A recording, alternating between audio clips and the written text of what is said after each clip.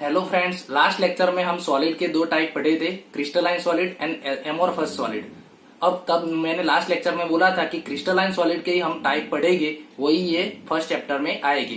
तो आज हम टाइप ऑफ क्रिस्टलाइन सॉलिड पढ़ेंगे। क्रिस्टलाइन सॉलिड के चार टाइप है, ionic solid, metallic solid, covalent solid and molecular solid. सबसे पहले हम ये देखेंगे कि ये चारों सॉलिड कौन से पार्टिकल से बने हुए हैं, यानी कि उनके अंदर कंस्टिट्यूएंट पार्टिकल्स कौन से हैं।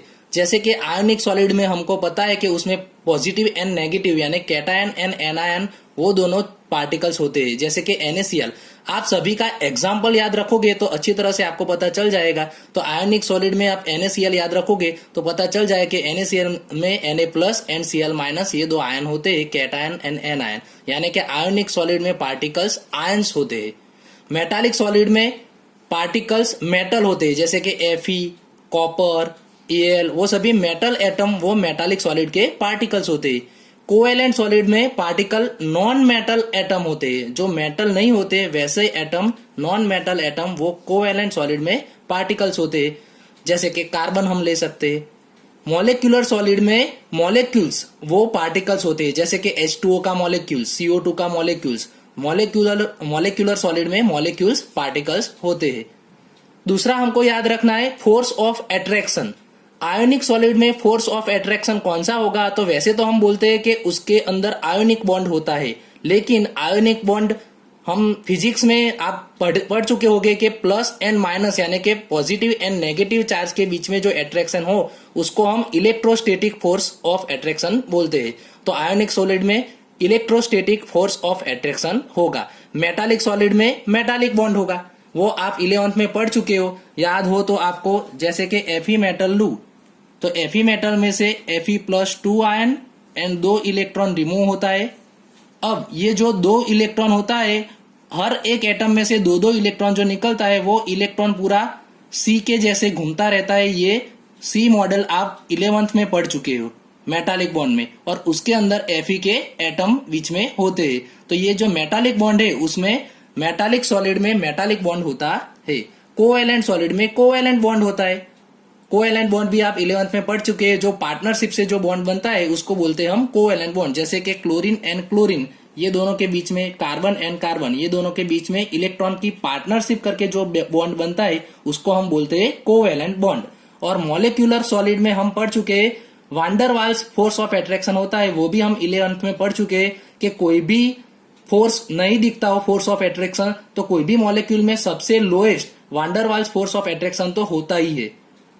उसके बाद हम देखेंगे melting point and boiling point.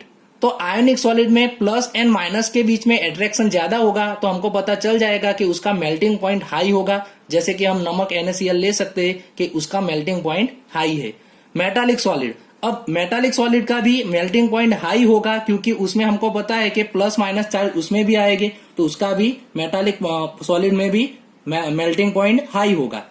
Covalent solid, covalent solid में मेल्टिंग पॉइंट वेरी हाई होता है, ये आप याद रखना। जैसे कि हम सिलिका ले सकते हैं, सिलिका SiO2 यानी हमको मालूम है, हम जो रेत लेते हैं उसका कोवेलेंट सॉलिड एग्जाम्पल है, तो उसका मेल्टिंग पॉइंट वेरी हाई है। मॉलिक्यूलर सॉलिड का मेल्टिंग पॉइंट लो होता है। तो ये सभी मेल्टिंग पॉइंट याद रखना, high, high, very high and low. अब कंडक्टेंस यानी कि किसमें से हम इलेक्ट्रिसिटी पास कर सकते हैं, तो हम जानते हैं कि आयोनिक सॉलिड अगर हम नमक ले तो प्योर सॉल्ट में से हम कंडक्टेंस यानी कि इलेक्ट्रिसिटी पास नहीं कर सकते, उसको सबसे पहले हमको मोल्ड करना पड़ेगा। यानी कि अगर हम मोल्टन स्टेट में लेंगे तो आयोनिक सॉलिड में से हम इलेक्ट्रिसिटी पास कर सकते हैं, यानी कि इन मोल्टन स्टेट्स वो कंडक्टेंस दिखाता है। मेटालिक सॉलिड की कंडक्टेंस हाईएस्ट होगी, वो आपको पता चल गया होगा, आप 11th में भी पढ़ चुके हैं। और अभी मैंने दिखाया कि मेटालिक सॉलिड में आउटर मोस्ट इलेक्ट्रॉन सबसे ज्यादा होता है, ये हम 11th में पढ़ चुके हैं कि Fe+2 को कर्नेल बोलते हैं, जो पॉजिटिव चार्ज वाला होता है जिसको हम कर्नेल बोलते हैं। और सबसे बाहर वाला जो इलेक्ट्रॉन होता है वो outer most electron metallic solid में होता है, इसीलिए उसकी कंडक्टिविटी सबसे ज्यादा होती है, यानी कि उसका कंडक्टेंस हाईएस्ट है। Covalent solid and molecular solid दोनों का कंडक्टेंस लो है। अब उसके एग्जाम्पल देखते हैं। तो आयनिक सॉलिड का एग्जाम्पल आपको याद रह गया होगा, NaCl, KCl, ZnS, CaF2। यहां से आपको दिखता है प्लस माइनस चार्ज जहां जहां मिलते हैं वो सभी आयनिक सॉलिड के एग्जाम्पल है।